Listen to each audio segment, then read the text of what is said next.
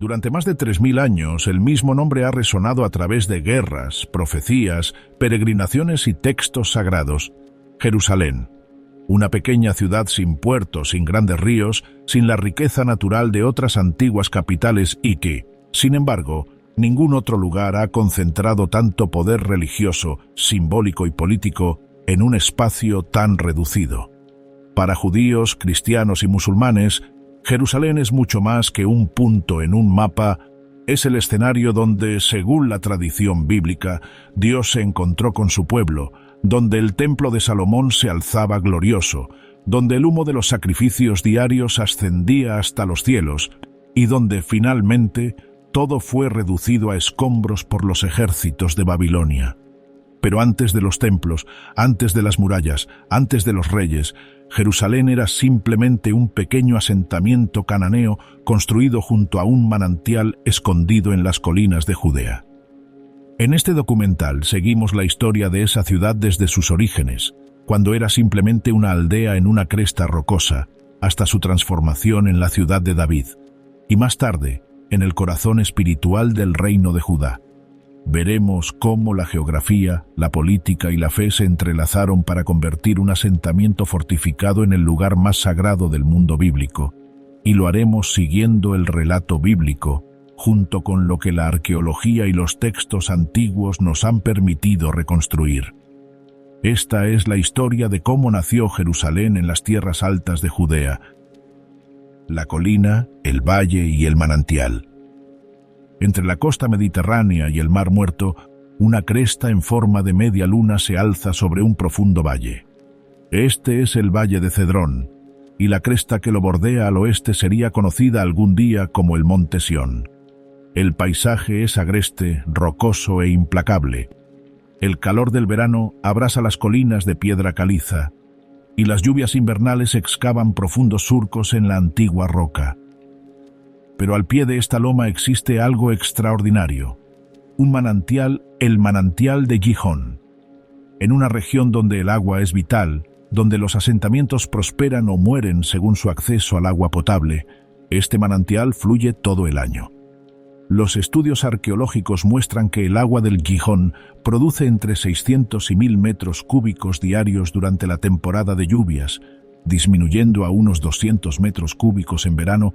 El manantial brota de una cueva en el Valle de Cedrón, en la ladera oriental de la cresta. Esta ubicación presentaba tanto una ventaja como un desafío. La ventaja: agua permanente y fiable. El desafío: el manantial se encontraba fuera de cualquier posición defensiva natural, vulnerable a enemigos e invasores. Hacia el año 3000 a.C., llegaron los primeros pobladores permanentes a este lugar. Las excavaciones realizadas por Kathleen Kenyon en la década de 1960 y por Yigal Shiloh en las décadas de 1970 y 1980 revelaron cerámica y estructuras que datan de la Edad del Bronce temprana. Estos primeros pobladores construyeron sus viviendas en la estrecha cresta situada justo encima del manantial, ocupando una superficie de entre 10 y 12 acres aproximadamente. El asentamiento era pequeño, quizá con unos pocos cientos de habitantes como máximo.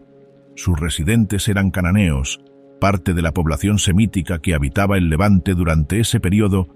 Vivían en sencillas casas de piedra con suelos de tierra, criaban ganado, cultivaban huertos en terrazas en las laderas y, sobre todo, organizaban toda su vida en torno al acceso al manantial de Gihón. Los cananeos y sus dioses. Los habitantes que se asentaron cerca del manantial de Gihón pertenecían a la cultura cananea que dominó la región durante más de 2000 años.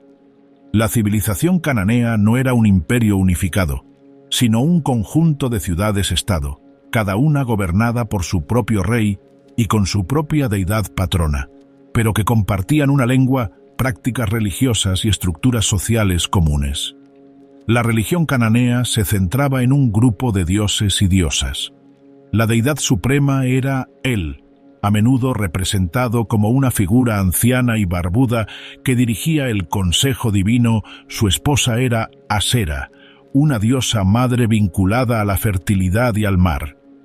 Su hijo Baal, el dios de la tormenta, tenía una importancia especial en las sociedades agrícolas que dependían de las lluvias estacionales. Se creía que Baal controlaba el clima, los truenos y la fertilidad de la tierra. La práctica religiosa incluía rituales en los templos, sacrificios de animales y ofrendas de grano, vino y aceite. Los altares, lugares elevados donde se construían, servían para el culto. Los cananeos también practicaban la adivinación, buscando la guía de sus dioses mediante diversos métodos, como la observación de órganos de animales y la interpretación de sueños.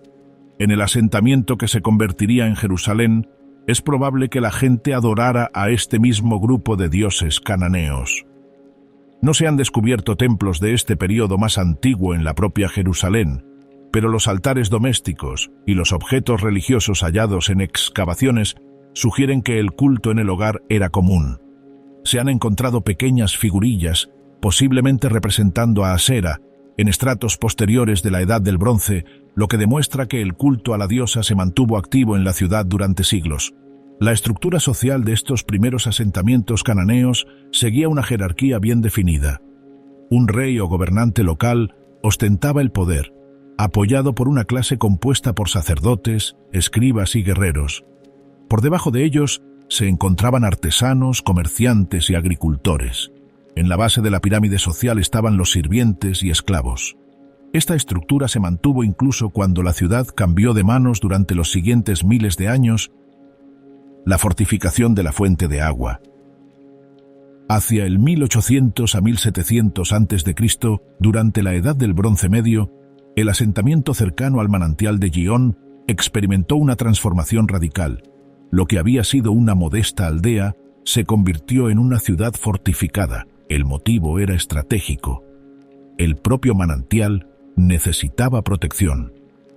La gente construyó enormes murallas defensivas. No se trataba de simples barreras de piedra, sino de complejas fortificaciones erigidas con las piedras más grandes que los constructores podían manejar. Algunas de estas piedras de cimentación pesaban entre 4 y 5 toneladas.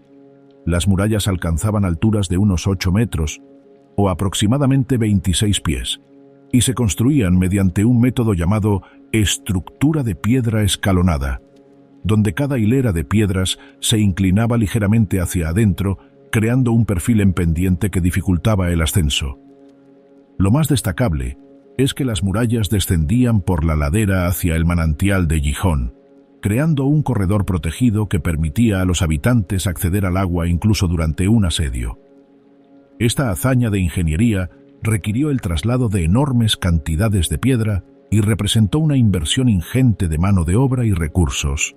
¿Por qué construir fortificaciones tan grandes para un asentamiento tan pequeño? La respuesta reside en la geografía y la política. La ciudad se ubicaba en rutas comerciales cruciales de norte a sur, que conectaban Egipto con Mesopotamia, y en rutas de este a oeste que unían la costa mediterránea con la meseta transjordana. Caravanas que transportaban mercancías, mercaderes en busca de mercados y ejércitos que marchaban a la guerra transitaban por esta región. El control de las rutas significaba el control del comercio. El control del comercio significaba riqueza y poder. Además, la propia colina ofrecía defensas naturales. Las pronunciadas laderas protegían el asentamiento por 3 lados, siendo el acceso norte el más accesible. Al fortificar la muralla norte y proteger el manantial en la ladera este, los cananeos crearon una posición realmente difícil de atacar. La ciudad que surgió de estos esfuerzos de construcción ya no era una aldea. Se había convertido en una fortaleza, un punto fuerte defendible en una región volátil donde el poder cambiaba constantemente entre reinos rivales. Urusalim en los archivos egipcios. La primera mención escrita de Jerusalén aparece en textos egipcios conocidos como las Cartas de Amarna, una colección de cartas diplomáticas descubiertas en 1887 en Tel el Amarna, Egipto. Estas tablillas de arcilla, escritas en escritura cuneiforme, acadia, datan de entre 1360 y 1332 a.C., durante los reinados de los faraones egipcios Amenhotep III y su hijo Akenatón. Entre estas cartas, 6 fueron escritas por un rey llamado Abdi-Heba, quien gobernaba una ciudad a la que denominó Urusalim. El nombre Urusalim se entiende generalmente como fundación de Shalem o fundada por Shalem, siendo Shalem posiblemente una deidad cananea asociada con el crepúsculo o el lucero vespertino. Algunos estudiosos también lo traducen como ciudad de la paz, aunque esta interpretación sigue siendo objeto de debate. Las cartas de Abdi-Heba retratan a un rey vasallo desesperado por mantener el apoyo egipcio frente a los ataques enemigos. Se quejaba repetidamente de grupos llamados Abiru, posiblemente nómadas o pueblos desplazados, que atacaban territorios egipcios en Canaán. Acusaba a los gobernantes vecinos de traición y suplicaba ayuda militar egipcia. Una carta dice: «El rey, mi señor, se ha quedado sin tierras. Los Abiru están tomando las fortalezas del rey. No le queda ni un solo gobernador. Todo está perdido». Otra suplica: «Que el rey envíe tropas. Si no llegan este año, todas las tierras del rey, mi señor, se perderán». Estas cartas revelan varios datos importantes sobre Urusalim durante la Edad del Bronce tardía. Primero, la ciudad formaba parte del área de influencia de Egipto, si bien el control egipcio era débil y a menudo solo nominal. Segundo, Urusalim era lo suficientemente importante como para tener un rey que se comunicaba directamente con el faraón III. La ciudad sufría la presión de fuerzas externas y luchaba por mantener su posición. La importancia estratégica de Urusalim radicaba en su ubicación, controlaba el acceso a la región montañosa central y servía de zona de amortiguamiento entre las llanuras costeras, donde la influencia egipcia era más fuerte, y las tierras altas, donde la autoridad egipcia era débil. Perder Urusalim significaría perder el control del interior, lo que pondría en peligro la posición de Egipto en Canaán. A pesar de las súplicas de Abdi-Heba, no hay constancia de que Egipto enviara los refuerzos solicitados. La ciudad sobrevivió, pero la Edad del Bronce tardía fue un periodo de decadencia para Urusalim. Las grandiosas fortificaciones de la Edad del Bronce media cayeron en ruinas, la población disminuyó. La ciudad se convirtió en una sombra de lo que fue, resistiendo en un mundo cada vez más inestable. La fortaleza jebusea. Para cuando los israelitas llegaron a Canaán alrededor del 1400 a.C., la ciudad había pasado a estar bajo el control de una tribu cananea llamada los jebuseos. El nombre Jebús se convirtió en sinónimo de la ciudad durante este periodo. Aunque Urusalim también se siguió utilizando, los jebuseos se mencionan en las genealogías bíblicas como descendientes de Canaán, hijo de Cam, nieto de Noé. Se sabe poco sobre la cultura jebusea en concreto, ya que no dejaron registros escritos propios y solo se les conoce a través de referencias en textos egipcios, bíblicos y posteriores. Al parecer, eran completamente cananeos en religión y costumbres, adorando a los mismos dioses y siguiendo las mismas estructuras sociales que otros pueblos cananeos. Lo que hacía formidable a Jebús no era su tamaño, sino sus defensas. La ciudad seguía siendo modesta, probablemente albergando no más de 1.500 a 2.000 personas. Su posición natural y sus fortificaciones dificultaban enormemente su captura. Los jebuseos habían mantenido y mejorado el sistema de abastecimiento de agua, construyendo el pozo de Warren, llamado así en honor a su descubridor moderno, Charles Warren, aunque la fecha de su construcción aún se debate entre los arqueólogos. Este pozo fue una maravilla de la ingeniería para su época. Consistía en un túnel horizontal excavado en la roca madre desde el interior de las murallas de la ciudad, que conducía a un pozo vertical de unos 13 metros de profundidad hasta una piscina alimentada por el manantial de Gijón. Los habitantes podían bajar cubos por el pozo para sacar agua sin salir nunca de la protección de las murallas. Cuando Josué lideró la conquista israelita de Canaán, el libro de Josué relata que derrotó a una coalición de 5 reyes amorreos, entre ellos Adonisedec, rey de Jerusalén. Josué 10, 1-27 describe esta batalla. Sin embargo, la ciudad no fue conquistada. Josué 15:63 afirma explícitamente: en cuanto a los jebuseos, habitantes de Jerusalén, los habitantes de Judá no pudieron expulsarlos, por lo que los jebuseos habitan con los habitantes de Judá en Jerusalén hasta el día de hoy. La tribu de Benjamín también limitaba con el territorio jebuseo, y Jueces 1:21 registra un fracaso similar. Pero los benjamitas no expulsaron a los jebuseos que habitaban en Jerusalén, por lo que los jebuseos han habitado con los benjamitas en Jerusalén hasta el día de hoy. Durante unos 400 años, aproximadamente entre el 1400 y el 1000 a.C., Jebús siguió siendo una ciudad cananea rodeada de territorio israelita. Era una anomalía, una ciudad extranjera en el corazón de la tierra prometida, un recordatorio de que la conquista no había concluido. Los jebuseos confiaban en su posición, y con razón. Sus murallas se habían mantenido en pie durante siglos, su suministro de agua era seguro, su ubicación estaba naturalmente defendida. Ningún ejército había logrado tomar la ciudad por la fuerza en la memoria reciente. La necesidad de Israel de una capital unificada. El período de los jueces, que abarca aproximadamente del 1400 al 1050 AC, se caracterizó por la desunión tribal y los ciclos recurrentes de opresión y liberación. Las 12 tribus de Israel funcionaban más como un grupo disperso que como una nación unificada. No existía un gobierno central, ni un ejército permanente, ni una capital. Como se menciona repetidamente en el libro de los jueces, en aquellos días no había rey en Israel, cada uno hacía lo que bien le parecía.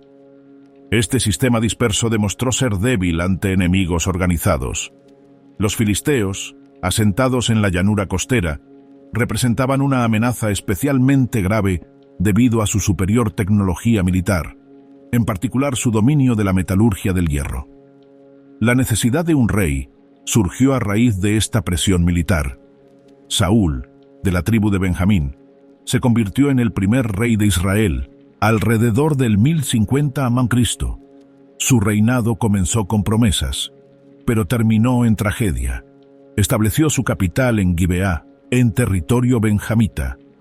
Sin embargo, los últimos años de Saúl estuvieron marcados por la inestabilidad, la paranoia y el conflicto con David, el joven guerrero de Belén, que había alcanzado la fama al derrotar al campeón filisteo Goliat. Tras la muerte de Saúl en batalla contra los filisteos alrededor del 1010 a.C., el reino se dividió. La tribu sureña de Judá coronó a David como rey en Hebrón, mientras que las tribus del norte inicialmente apoyaron al hijo superviviente de Saúl, Is-Boset. A continuación, estalló una guerra civil. Las fuerzas de David, lideradas por su general Joab, fueron ganando terreno gradualmente. Cuando Is-Boset fue asesinado por sus propios comandantes, las tribus del norte finalmente aceptaron a David como rey de todo Israel alrededor del año 1003 AC. David ahora gobernaba un reino unificado, pero se enfrentaba a un problema importante. ¿Dónde debía estar la capital? Hebrón, donde David había gobernado Judá durante 7 años, era inaceptable para las tribus del norte, se ubicaba en el corazón de Judá y sería vista como una capital del sur. Cualquier ciudad de Benjamín o Efraín enfrentaría objeciones similares desde el sur. Las rivalidades tribales que una vez fracturaron el reino podrían fácilmente volver a hacerlo, si la capital parecía favorecer a una tribu sobre las demás.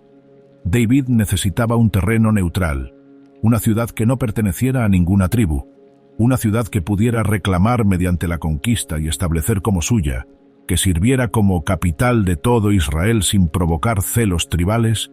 Sus ojos se posaron en Jebús. La ciudad jebusea se ubicaba en la frontera entre Benjamín y Judá. Sin que ninguno la reclamara ni la controlara, gozaba de una ubicación céntrica, era fácil de defender y, lo más importante, era territorio extranjero. Si David lograba conquistarla, la ciudad sería suya por derecho de conquista, no por posesión tribal heredada. La decisión fue una estrategia brillante. Jerusalén, como David la rebautizaría, sería ante todo la ciudad de David, y solo secundariamente la capital de Israel. Esta distinción resultaría crucial para la unificación del reino. La conquista del túnel del agua. Alrededor del año 1003 a.C., David reunió a su ejército y marchó sobre Jebús. Los defensores de la ciudad estaban confiados. En 2 Samuel 5:6 se recoge su burla. No entrarás aquí. Los ciegos y los cojos te lo impedirán. El significado era claro.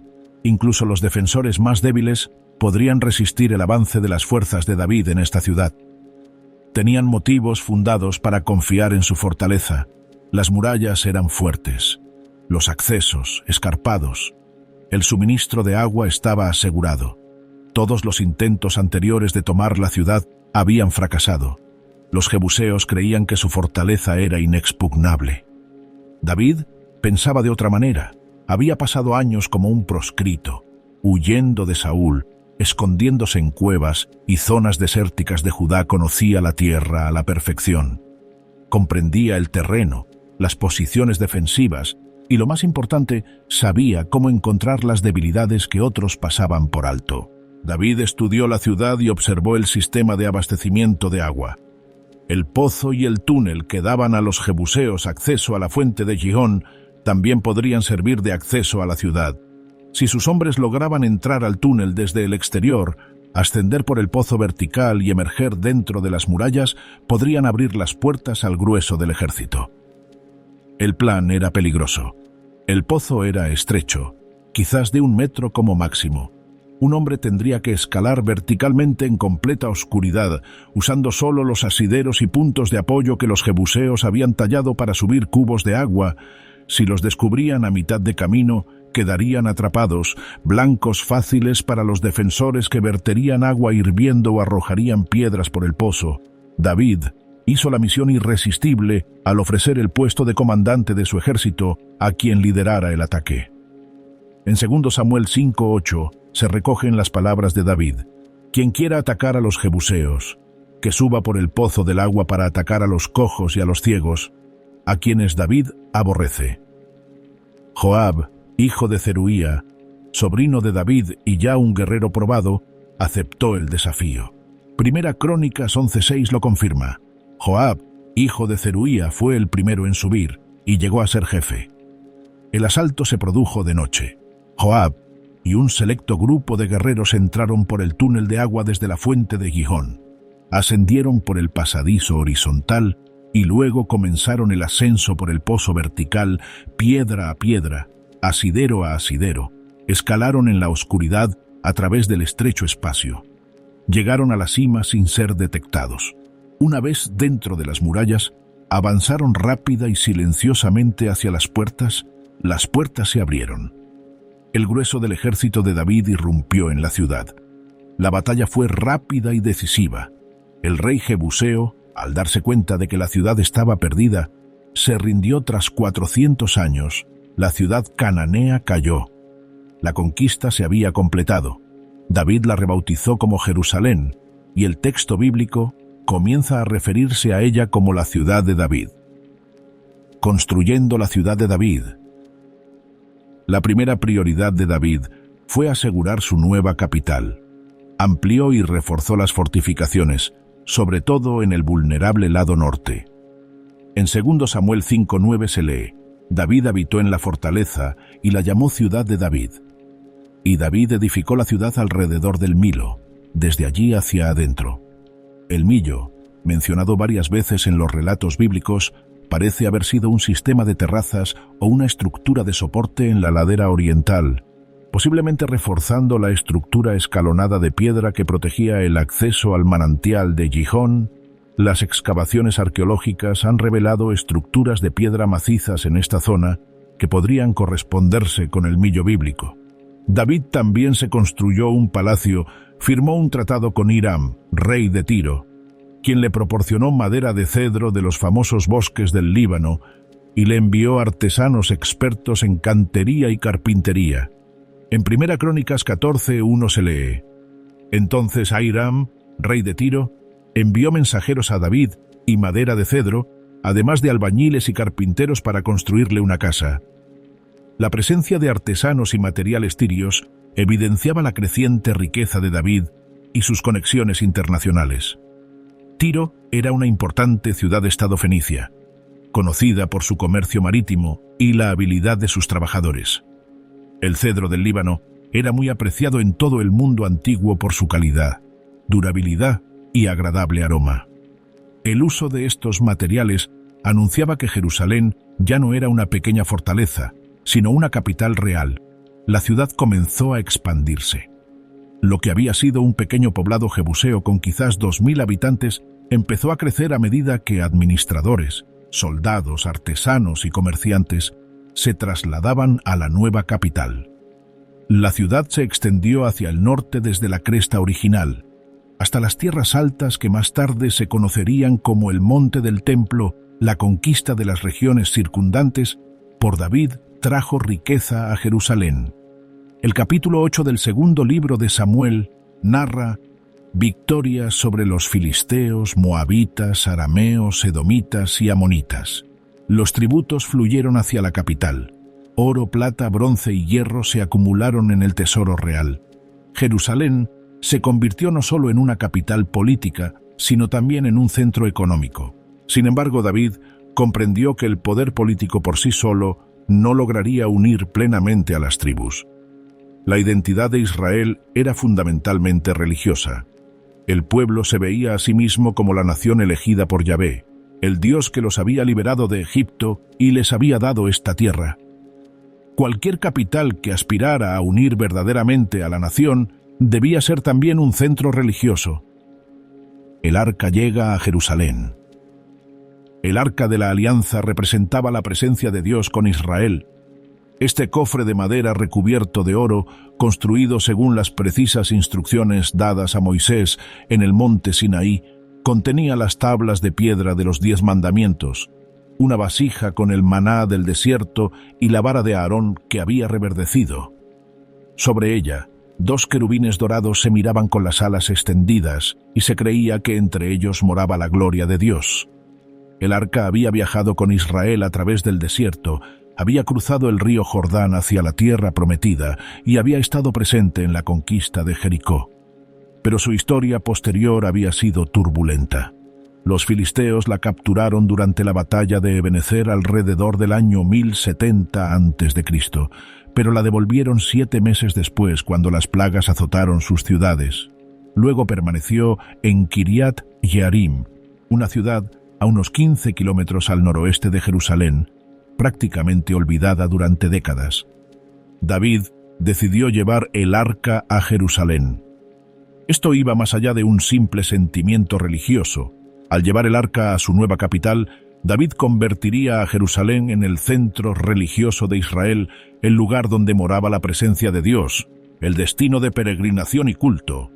La ciudad se volvería sagrada de una manera que ningún decreto político podría lograr. El primer intento de transportar el arca terminó en desastre. David reunió a 30.000 hombres escogidos de Israel y partió hacia Kiriat Jearim. Colocaron el arca sobre una carreta nueva tirada por bueyes, como habían hecho los filisteos al devolverla, pero esto infringía la ley de Moisés, que especificaba que el arca debía ser transportada sobre varas por levitas. Mientras la procesión avanzaba hacia Jerusalén, con David y todo Israel celebrando con cantos y música, los bueyes tropezaron. Un hombre llamado Uza intentó sujetar el arca y murió al instante. David, enfurecido y atemorizado, detuvo la procesión y dejó el arca en casa de Obed-edom, el geteo, 3 meses después, al enterarse de que Dios había bendecido la casa de Obed-edom por la presencia del arca. David lo intentó de nuevo. Esta vez siguió el procedimiento adecuado. Los levitas transportaron el arca sobre varas. Cada 6 pasos se detenían y David sacrificaba bueyes y animales cebados. Todo el trayecto desde la casa de Obed-edom hasta Jerusalén se convirtió en un prolongado acto de culto. Segundo de Samuel 6:14-15 describe la escena. Y David danzó delante del Señor con todas sus fuerzas, y David vestía un efod de lino. Entonces David y toda la casa de Israel llevaron el arca del Señor con gritos de júbilo y al son de la trompeta. El baile de David era tan enérgico y desinhibido que Mical, su esposa e hija de Saúl, lo observaba desde una ventana Lo despreció en su corazón por lo que consideraba una conducta indigna de un rey. Pero la respuesta de David revela su comprensión de lo que sucedía. Celebraré ante el Señor. Me comportaré de manera aún más deshonrosa y seré humillado ante mis propios ojos. El arca fue colocada en una tienda que David había preparado para ella en Jerusalén. Desde ese momento, Jerusalén se convirtió en algo más que la ciudad de David. Se convirtió en la ciudad de Dios, el lugar donde el Señor había elegido poner su nombre, el centro del culto israelita. David organizó sacerdotes y levitas para el culto continuo. Ante el arca nombró músicos y cantores. Instituyó sacrificios regulares. La tienda en Jerusalén se convirtió en el centro de la vida religiosa de Israel, el sitio para el templo. David quería construir una casa permanente para Dios, un templo que reemplazara la tienda portátil que albergaba el arca. Habló con el profeta Natán sobre su deseo. «Mira, yo habito en una casa de cedro, pero el arca de Dios habita en una tienda». La reacción inicial de Natán fue alentadora, pero esa noche Dios le habló con un mensaje diferente. Dios le recordó a David que nunca le había pedido una casa, que se había contentado con una tienda a lo largo de la historia de Israel. Entonces Dios hizo una promesa extraordinaria. David no construiría una casa para Dios, sino que Dios construiría una casa, una dinastía, para David.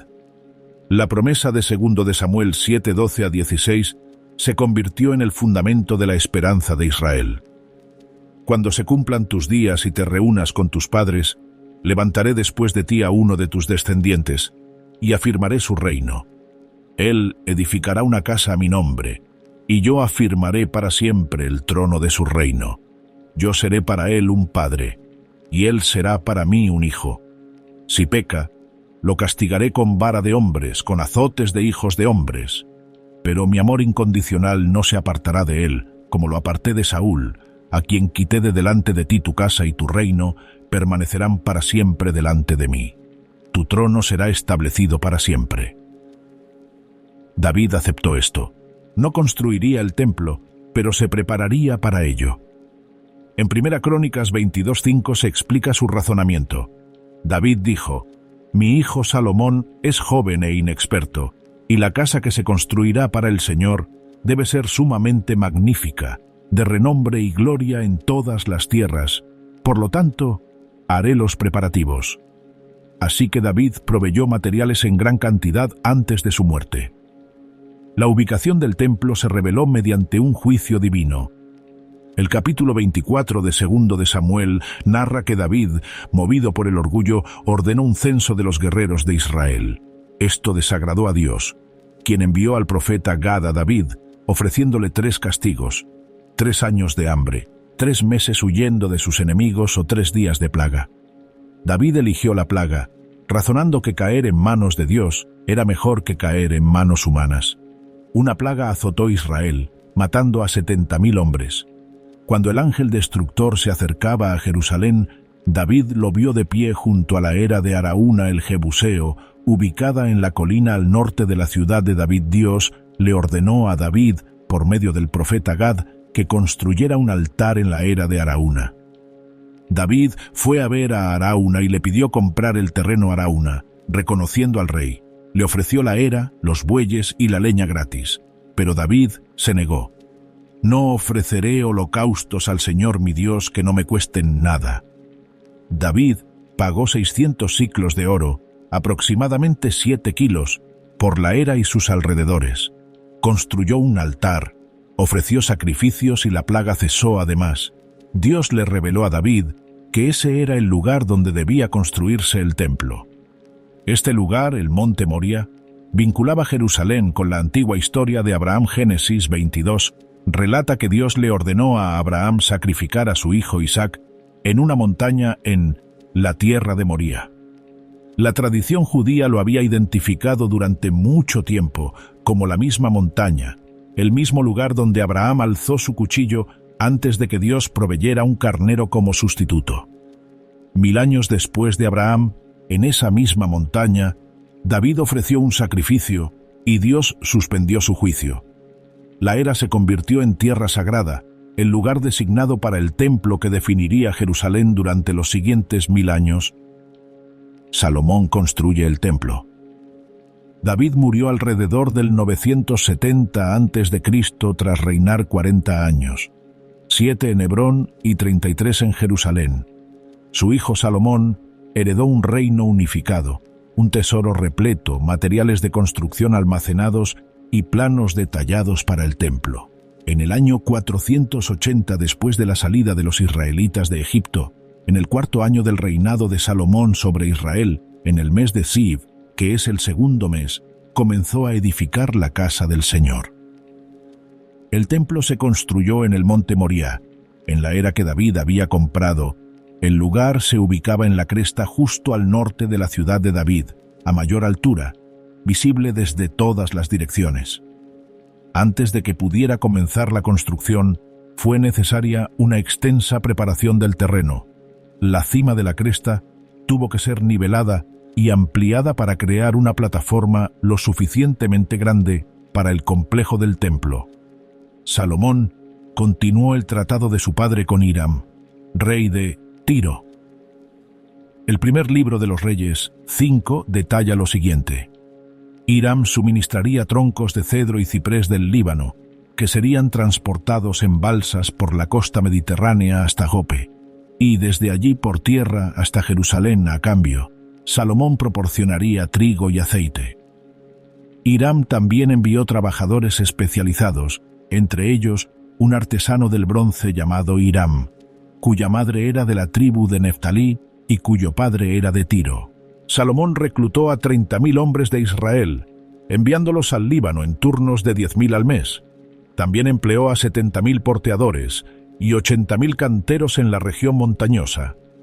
En Primera de Reyes 5:18 se lee: Así pues, los constructores de Salomón, los constructores de Hiram y los hombres de Jebal cortaron la madera y prepararon la madera y la piedra para construir la casa.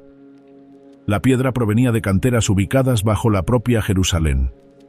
Estas canteras de piedra caliza, conocidas como las canteras de Salomón o la cueva de Sedequías, aún pueden visitarse hoy en día. Se extienden cientos de metros bajo la ciudad vieja. El método de extracción consistía en encontrar grietas naturales en la roca, introducir cuñas de madera, empaparlas con agua y dejar que la madera, al expandirse, separara enormes bloques de la roca madre. Cada piedra fue labrada y terminada por completo en la cantera antes de ser llevada al lugar del templo. En Primera de Reyes 6:7 se menciona específicamente esto. Cuando se edificó la casa, se hizo con piedras preparadas en la cantera, de modo que ni martillo, ni hacha, ni herramienta de hierro se oyó en la casa mientras se construía. El templo en sí era de tamaño relativamente modesto. El edificio principal medía 60 codos de largo, 20 de ancho y 30 de alto, lo que equivale aproximadamente a 90 pies de largo por 30 de ancho por 45 de alto. En comparación, el tabernáculo en el desierto tenía la mitad de estas dimensiones. El templo era esencialmente una versión permanente de aquella estructura portátil construida con el mismo diseño básico, pero con el doble de tamaño y con los mejores materiales disponibles. El edificio estaba dividido en 2 salas principales. La sala más grande, de 18 metros de largo, se llamaba el lugar santo. Solo los sacerdotes podían entrar para realizar los rituales diarios. La sala más pequeña, que formaba un cubo perfecto de 9 metros de lado, era el Sancta Sanctorum, accesible únicamente al sumo sacerdote el día de la expiación. Los suelos eran de madera de ciprés. Las paredes estaban revestidas de cedro tallado con calabazas, flores abiertas, palmeras y querubines. Luego, todo, paredes, suelo y techo, fue recubierto de oro. El relato bíblico lo recalca repetidamente: todo el interior del templo resplandecía de oro. En el lugar santísimo, Salomón colocó 2 enormes querubines tallados en madera de olivo. Cada querubín medía 4,5 metros de altura y tenía una envergadura de 4,5 metros. Al colocarlos uno al lado del otro, sus alas exteriores tocaban las paredes, mientras que sus alas interiores se unían en el centro, creando un dosel protector sobre el arca de la alianza, que reposaría debajo de ellos. Frente a la entrada del templo se erigían 2 pilares de bronce, de aproximadamente 8 metros de altura cada uno. Se llamaban Jaquín y Boaz. No tenían ninguna función estructural, sino que servían como declaración del carácter y las promesas de Dios. El patio albergaba 2 importantes obras de bronce: el altar de los holocaustos, donde se realizaban los sacrificios diarios, era de bronce y medía 9 metros de largo por 9 metros de ancho y 4,5 metros de alto. Junto a él se alzaba la pieza más notable, una pila de bronce llamada El Mar, de 4,5 metros de diámetro y 2,3 metros de alto, con una capacidad de unos 45.000 litros. Esta enorme pila descansaba sobre el lomo de 12 bueyes de bronce dispuestos en grupos de 3, orientados hacia los 4 puntos cardinales. Las obras de bronce se fundieron en el Valle del Jordán, entre Sucot y Zaretán, donde la arcilla era ideal para fundiciones tan grandes. La cantidad de bronce utilizada fue asombrosa. En Primera de Reyes 7:47 se menciona que Salomón ni siquiera pesó el bronce, dada su inmensa cantidad. La construcción duró 7 años. Al finalizarse, alrededor del 960 a.C., el templo se erigió como una de las maravillas arquitectónicas del mundo antiguo. Pero su significado no era principalmente arquitectónico. Este edificio representaba algo sin precedentes: una morada permanente para el Dios de Israel en la ciudad que él había elegido. La gloria llena el templo. Salomón reunió a todos los ancianos de Israel, a todos los jefes tribales y a los jefes de familia para la dedicación. La ceremonia tuvo lugar durante la fiesta de los tabernáculos en el 7º mes, cuando los israelitas de todo el reino ya se habían congregado en Jerusalén para la festividad. Los sacerdotes y levitas llevaron el arca del pacto desde la ciudad de David hasta el templo. En Primera de Reyes 8:3-6 se describe la procesión: y vinieron todos los ancianos de Israel, y los sacerdotes tomaron el arca y llevaron el arca del Señor, el tabernáculo de reunión y todos los vasos sagrados que estaban en él. Los sacerdotes y los levitas los llevaron, y el rey Salomón y toda la congregación de Israel, que se había reunido delante de él, estaban con él delante del arca, sacrificando tantos corderos y bueyes que no se podían contar. Luego los sacerdotes llevaron el arca del pacto del Señor a su lugar en el santuario interior del templo, en el lugar santísimo, debajo de las alas de los querubines. Cuando los sacerdotes salieron del lugar santo, ocurrió algo extraordinario. En Primera de Reyes 8:10-11 se relata: y cuando los sacerdotes salieron del lugar santo, una nube llenó la casa del Señor, de tal manera que los sacerdotes no podían permanecer allí para ministrar a causa de la nube, porque la gloria del Señor llenaba la casa del Señor. Esta nube era la manifestación visible de la presencia de Dios, la misma nube que había guiado a Israel por el desierto, la misma nube que había llenado el tabernáculo cuando Moisés lo terminó, ahora llenaba el templo de Salomón, confirmando que Dios había aceptado esta casa y había elegido morar allí entre su pueblo. Salomón se puso de pie ante el altar, frente a toda la asamblea, y extendió sus manos hacia el cielo. Su oración se encuentra extensamente registrada en Primera de Reyes 8. Reconoció que Dios no necesita una morada física. ¿Acaso Dios habitará en la tierra? Si ni el cielo ni el cielo de los cielos pueden contenerte, ¿cuánto menos esta casa que he construido?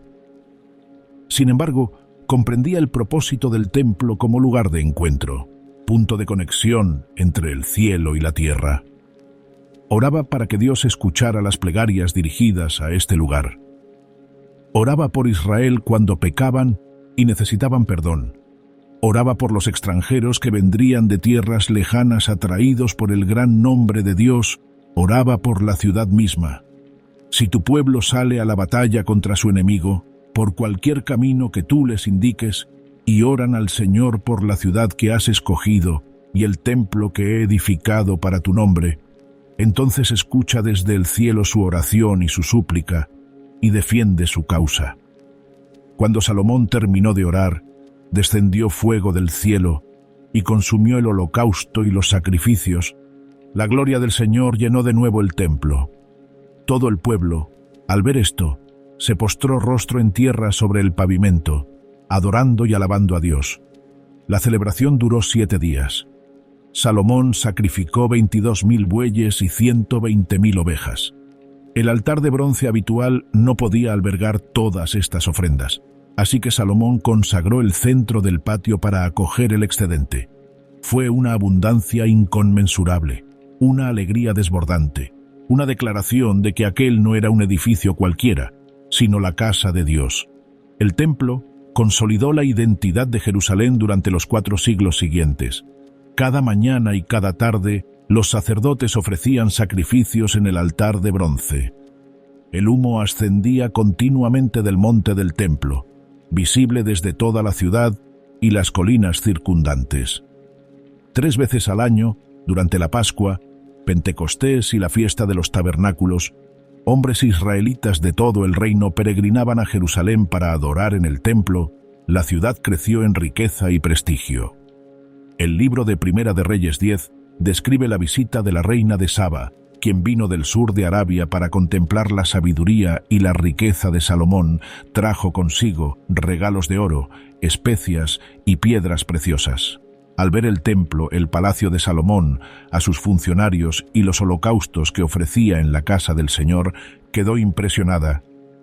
«Cierto era lo que había oído en mi tierra acerca de tus palabras y de tu sabiduría», declaró.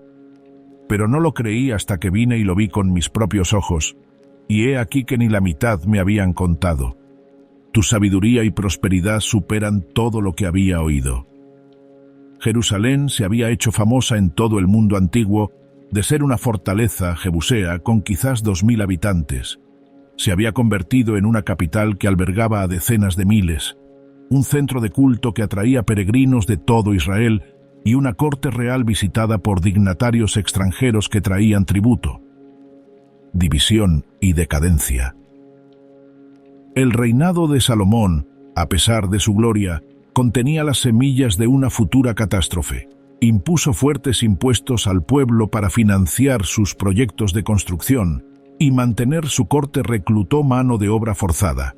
Se casó con mujeres extranjeras que trajeron consigo a sus dioses, y en su vejez, Salomón construyó altares para estas deidades extranjeras.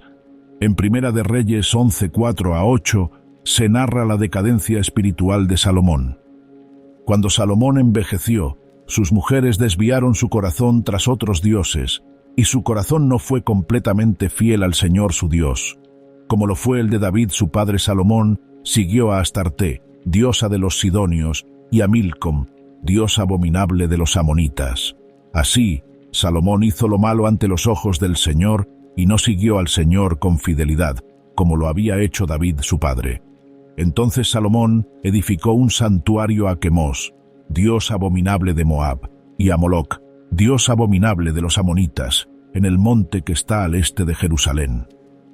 El juicio de Dios se manifestó a través del profeta Ahías, quien le anunció a Jeroboam, uno de los funcionarios de Salomón, que Dios arrebataría el reino al hijo de Salomón y le daría 10 tribus a Jeroboam. Solo una tribu, Judá, permanecería con la casa de Salomón por amor a David y a Jerusalén.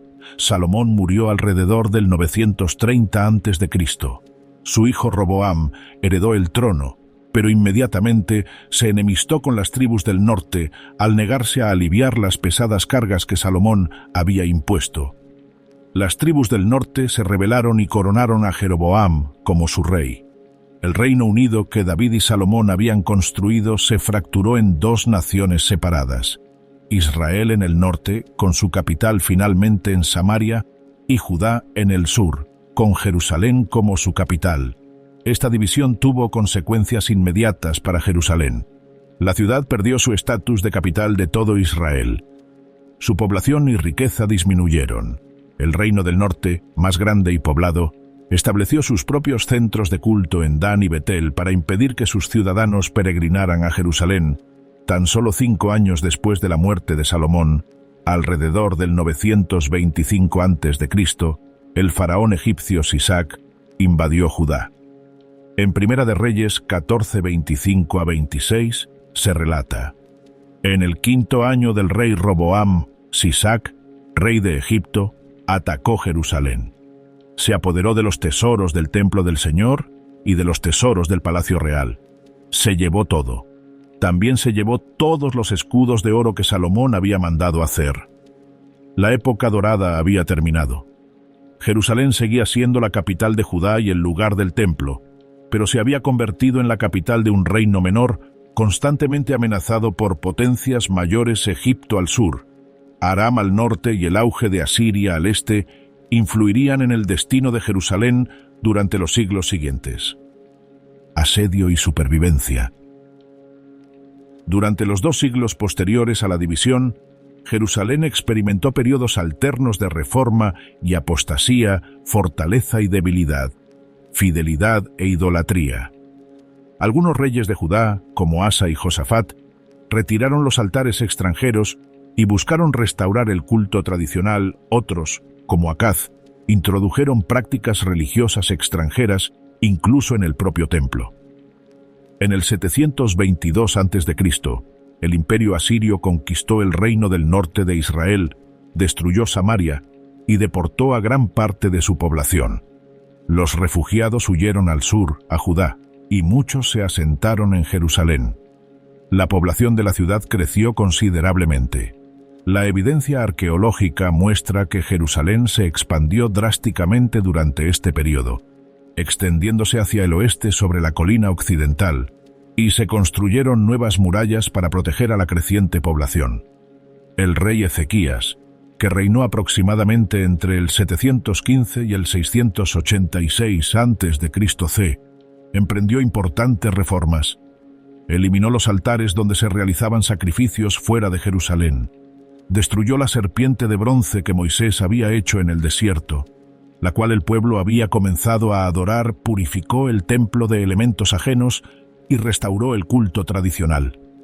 En 2 Reyes 18:5 se declara: confió en Jehová, Dios de Israel, de modo que no hubo otro como él entre todos los reyes de Judá después de él, ni entre los que le precedieron. Pero la fidelidad de Ezequías no impidió la invasión asiria. En el 701 a.C., Sennacherib, rey de Asiria, arrasó Judá con un inmenso ejército, conquistando 46 ciudades fortificadas y sitiando Jerusalén. Los registros asirios, conservados en inscripciones cuneiformes, se jactan de esta campaña. El prisma de Taylor, descubierto en 1830, recoge las palabras de Sennacherib: en cuanto a Ezequías el judío, que no se sometió a mi yugo, 46 de sus ciudades fortificadas, así como las innumerables ciudades pequeñas de sus alrededores, las sitié y tomé. En cuanto a Ezequías, lo encerré como a un pájaro enjaulado en Jerusalén, su ciudad real. Jerusalén estaba completamente rodeada. Ningún suministro podía entrar.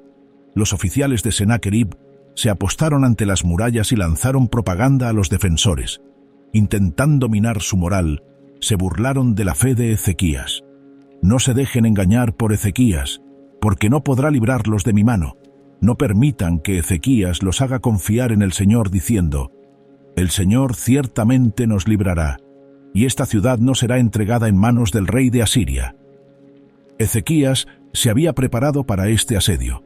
Había construido una de las obras de ingeniería más notables de la antigua Jerusalén, un túnel para llevar agua del manantial de Gijón, dentro de las murallas de la ciudad, hasta un estanque al otro lado de la colina.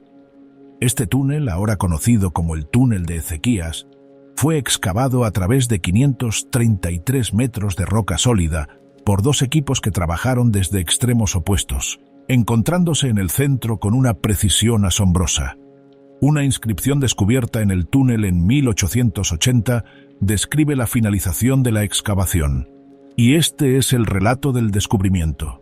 Mientras los labradores seguían trabajando con sus picos, uno contra el otro, y cuando aún faltaban 3 codos por abrirse paso, se oyó la voz de un hombre llamando a su compañero, porque había una grieta en la roca a la derecha, y el día del descubrimiento, los labradores se golpearon entre sí, pico contra pico.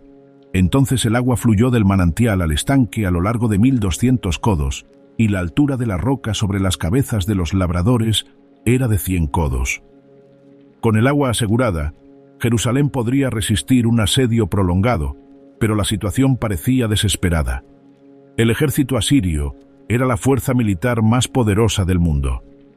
Todas las demás ciudades que habían sitiado habían caído. Ezequías envió un mensaje al profeta Isaías pidiéndole que orara por él. La respuesta de Isaías fue definitiva. Así dice el Señor acerca del rey de Asiria: no entrará en esta ciudad, ni disparará una flecha contra ella, ni se acercará a ella con escudo, ni levantará contra ella terraplén alguno. Por el camino por el que vino, por el mismo volverá, y no entrará en esta ciudad, dice el Señor, porque yo defenderé esta ciudad para salvarla, por mí mismo, y por amor a mi siervo David. Esa noche, según relata Segundo de Reyes 19:35, el ángel del Señor salió e hirió a 185.000 en el campamento asirio, y cuando la gente se levantó temprano por la mañana, he aquí que todos eran cadáveres. Sennacherib levantó el asedio y regresó a Nínive. Sus propios registros, si bien no mencionan el desastre, tampoco afirman haber conquistado Jerusalén. La ciudad había sobrevivido. Dios había liberado su ciudad y su templo, tal como Isaías lo había profetizado.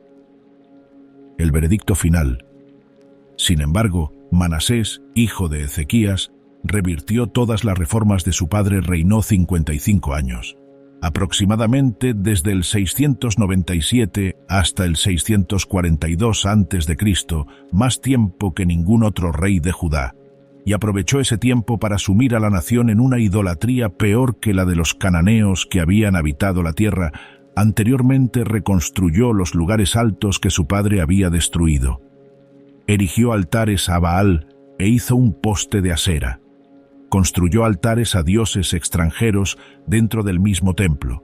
En los atrios de la casa del Señor practicó la adivinación y consultó a médiums y espiritistas. Segundo de Reyes 21:16 añade: además, Manasés derramó tanta sangre inocente que llenó Jerusalén de punta a punta. Su hijo Amón continuó con estas prácticas, pero reinó solo 2 años antes de ser asesinado. El hijo de Amón, Josías, se convirtió en rey a los 8 años, en el 640 a.C. Cuando Josías tenía 26 años, durante las renovaciones del templo, el sumo sacerdote Hilcías descubrió un rollo que contenía el libro de la ley, probablemente el libro de Deuteronomio, que se había perdido durante los años de apostasía. Cuando le leyeron el rollo a Josías, angustiado, rasgó sus vestiduras al reconocer cuán lejos se había alejado Judá de los mandamientos de Dios. Instituyó la reforma más profunda en la historia de Judá. Destruyó todos los lugares altos, no solo en Judá, sino también en lo que quedaba de los territorios del norte. Expulsó a todos los sacerdotes idólatras. Profanó los lugares altos donde habían quemado incienso. Derribó las casas de los prostitutos del culto masculino. Quitó los caballos dedicados al dios Sol y quemó los carros. Destruyó los altares que Manasés había construido en los atrios del templo. De manera extraordinaria, celebró una Pascua sin precedentes desde los días de los jueces, 800 años antes. En 2 Reyes 23:21-23 se lee: y el rey mandó a todo el pueblo: celebrad la Pascua en honor al Señor vuestro Dios, como está escrito en este libro del pacto, porque no se había celebrado una Pascua semejante desde los días de los jueces que gobernaban a Israel, ni durante todos los reinados de los reyes de Israel, ni de los reyes de Judá. Pero en el año 18 del rey Josías, esta Pascua se celebró en honor al Señor en Jerusalén. Pero el daño ya estaba hecho. La profetisa Hulda, al ser consultada sobre el rollo descubierto, declaró que el juicio se acercaba. Por tanto, he aquí, os reuniré con vuestros padres, y seréis reunidos en paz en vuestra tumba, y vuestros ojos no verán todo el desastre que traeré sobre este lugar. Josías murió en batalla contra el faraón Necao de Egipto en el 609 a.C. Su hijo Joacaz reinó solo 3 meses antes de ser depuesto por los egipcios. Joacim, otro hijo de Josías, se convirtió en rey como vasallo de Egipto. La situación geopolítica estaba cambiando drásticamente. Asiria se desmoronaba, Babilonia ascendía al poder.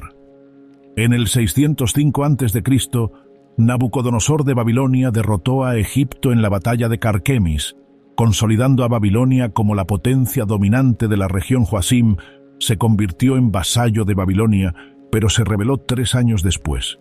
Nabucodonosor respondió sitiando Jerusalén en el 597 a.C. Joacim murió durante el asedio, y su hijo Joaquín, de 18 años, heredó el trono. Tras reinar solo 3 meses, Joaquín se rindió a Babilonia. Nabucodonosor lo tomó cautivo junto con 10.000 de los ciudadanos más prominentes de Jerusalén. Entre ellos artesanos, herreros y guerreros, saqueó el templo y el palacio, llevándose tesoros. En 2 Reyes 24:13 se lee: «Y se llevó todos los tesoros de la casa del Señor y los tesoros de la casa del rey, y destrozó todos los vasos de oro del templo del Señor que Salomón, rey de Israel, había hecho, como el Señor había predicho». Nabucodonosor instaló a Sedequías, otro hijo de Josías, como rey sobre lo que quedaba de Babilonia. Sedequías juró lealtad a Babilonia, pero 9 años después se rebeló. Fue un error fatal. La destrucción de Jerusalén. En enero del 588 a.C., el ejército de Nabucodonosor regresó a Jerusalén e inició un asedio que duraría 2 años y medio. El profeta Jeremías, que se encontraba en la ciudad, instó repetidamente a la rendición, declarando que Dios había decretado juicio y que la resistencia era inútil. Por este mensaje, Jeremías fue encarcelado y estuvo a punto de ser asesinado como traidor. El asedio fue brutal. Se cortaron los suministros de alimentos. El hambre asoló la ciudad. Lamentaciones 4:9-10 describe la situación. Más bien, dichosos los muertos a espada que los que murieron de hambre, que se consumieron, traspasados por la falta de los frutos del campo. Mujeres compasivas cocieron a sus propios hijos. Ellos fueron su alimento durante la destrucción de la hija de mi pueblo. En julio del 586 a.C., tras 30 meses de asedio, los babilonios lograron abrir una brecha en la muralla. Sedequías y su ejército huyeron de noche por una puerta entre las 2 murallas, junto al jardín del rey, en dirección al valle del Jordán. Pero el ejército babilónico los persiguió y capturó a Sedequías en las llanuras de Jericó. Lo llevaron ante Nabucodonosor en Ribla, en la tierra de Amad. Allí degollaron a los hijos de Sedequías delante de él. Luego le sacaron los ojos y lo ataron con grilletes de bronce para llevarlo a Babilonia. Lo último que vio Sedequías fue la muerte de sus hijos. El 7º día del 5º mes del año 19 de Nabucodonosor, aproximadamente un mes después de que se abriera una brecha en la muralla, Nabuzaradán, comandante de la guardia babilónica, entró en Jerusalén con órdenes de destruirla por completo. En 2 Reyes 25:8-10 se relata: «Incendió el templo del Señor, el palacio real y todas las casas de Jerusalén. Quemó toda casa importante, y todo el ejército de los caldeos, que estaba con el capitán de la guardia, derribó las murallas que rodeaban Jerusalén. El templo fue desmantelado sistemáticamente. Las columnas de bronce, Jaquín y Boaz, que habían estado en la entrada durante más de 400 años, fueron hechas pedazos. El mar de bronce fue destruido. Todos los objetos de bronce fueron llevados a Babilonia. Los objetos de oro y plata que quedaron también fueron confiscados. El edificio mismo fue incendiado. El fuego consumió los paneles de cedro, las decoraciones talladas, todo lo que podía arder. La destrucción fue total. El palacio fue incendiado. Las casas de los ricos fueron incendiadas. Las murallas, que habían protegido la ciudad desde los tiempos de David, fueron derribadas. Jerusalén, que había permanecido en pie durante 1000 años, que había sido la ciudad de David y el lugar del templo de Dios, quedó reducida a escombros. La población fue tratada según la política babilónica. Los campesinos pobres fueron dejados trabajando la tierra. Todos los demás, los que habían sobrevivido al asedio y al hambre, fueron encadenados y obligados a marchar casi 900 millas hasta Babilonia. Segundo de Reyes 25:11 declara: y al resto del pueblo que quedó en la ciudad, y a los desertores que se habían pasado al rey de Babilonia, junto con el resto de la multitud, Nabuzaradán, capitán de la guardia, los llevó al exilio. La tierra que Dios le había prometido a Abraham quedó desierta, sin descendientes suyos. La ciudad que David había conquistado fue arrasada. El templo que Salomón había construido quedó reducido a cenizas y piedras rotas. El arca de la alianza, que había sido el símbolo supremo de la presencia de Dios con Israel, desapareció durante la destrucción y jamás se volvió a ver. Aquí termina el relato bíblico de Jerusalén como ciudad viviente. 420 años después de que Salomón dedicara el templo, 386 años después de la división del reino y 417 años después de que David conquistara la fortaleza jebusea, Jerusalén dejó de existir como algo más que una ruina calcinada. Exilio y memoria. Los judíos exiliados en Babilonia no olvidaron Jerusalén. ¿Cómo podrían? La ciudad representaba todo lo que habían sido. Su identidad estaba ligada a ese lugar de maneras que trascendían la mera geografía. El Salmo 137 refleja su dolor. Junto a los ríos de Babilonia, allí nos sentábamos y llorábamos, acordándonos de Sión. En los sauces colgábamos nuestras arpas. Allí nuestros captores nos pedían canciones, y nuestros opresores, alegría, diciendo: «Cántenos una de las canciones de Sión». ¿Cómo cantaremos la canción del Señor en tierra extranjera? Si me olvido de ti, Jerusalén, que mi diestra pierda su destreza, que mi lengua se pegue al paladar si no me acuerdo de ti, si no pongo a Jerusalén por encima de mi mayor alegría. Los profetas que habían advertido del juicio ahora hablaban de restauración. Jeremías había escrito una carta a los exiliados diciéndoles que se establecieran en Babilonia, construyeran casas, plantaran huertos y oraran por la ciudad donde vivían, pero también les prometió: porque así dice el Señor, cuando se cumplan los 70 años de Babilonia, yo los visitaré, cumpliré mi promesa y los traeré de vuelta a este lugar. Ezequiel, que se encontraba entre los exiliados, tuvo visiones de la caída de Jerusalén y de su futura restauración. Vio la gloria de Dios alejándose del templo antes de su destrucción, pero también tuvo visiones de un nuevo templo, una ciudad restaurada y un río que fluía del templo trayendo vida a donde quiera que iba. Las profecías de Isaías, escritas antes del exilio, fueron preservadas y apreciadas por los exiliados. En ellas había hablado de un día en que Jerusalén sería reconstruida, cuando gente de todas las naciones acudiría al monte de la casa del Señor, cuando Dios restauraría a su pueblo y a su ciudad 70 años. Esa era la duración profetizada del exilio. De los llevados en la primera deportación en el 605 a.C., la mayoría no vivió para ver su fin. De los llevados en el 597, aún menos. De los que fueron deportados en el 586, solo los niños y los jóvenes sobrevivirían para regresar. Pero la promesa seguía en pie. Dios había juzgado a su pueblo y a su ciudad, pero no los había abandonado. El pacto hecho con Abraham, renovado con David, sellado en la dedicación del templo de Salomón, seguía vigente. Jerusalén resurgiría. La historia del nacimiento de Jerusalén, desde un asentamiento cananeo alrededor de un manantial hasta la ciudad de David y el lugar donde se erigió el templo de Dios, termina con la destrucción. Pero el relato bíblico deja claro que este no fue el final. La Jerusalén física quedó en ruinas, pero la idea de Jerusalén, la promesa de Jerusalén, el destino de Jerusalén continuaron vivos en los corazones de los exiliados y en la palabra profética que se había pronunciado sobre la ciudad. Cuando llegara el momento, como habían declarado los profetas, un remanente regresaría. Reconstruirían las murallas.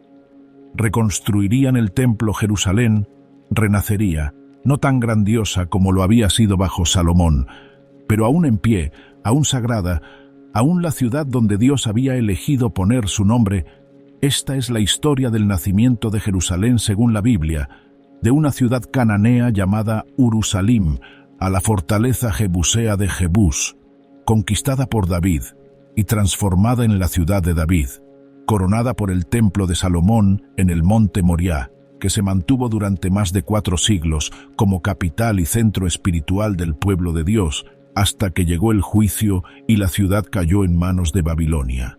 La historia es una de geografía y estrategia, de conquista y construcción, de fe y descreimiento, de gloria y destrucción. Es la historia de cómo un pequeño asentamiento alrededor de un manantial se convirtió en el lugar más sagrado del mundo bíblico, no por su propia grandeza, sino porque Dios lo eligió, habitó allí y le hizo llegar sus promesas. Esta es Jerusalén según el relato bíblico, la ciudad donde el cielo tocó la tierra, donde Abraham se encontró con Melquisedec y ofreció a Isaac, donde David trajo el arca, donde Salomón construyó el templo, donde la gloria de Dios habitó entre su pueblo. Una ciudad que fue destruida pero no olvidada, demolida pero destinada a resurgir, perdida durante 70 años pero jamás abandonada por el Dios que la había elegido.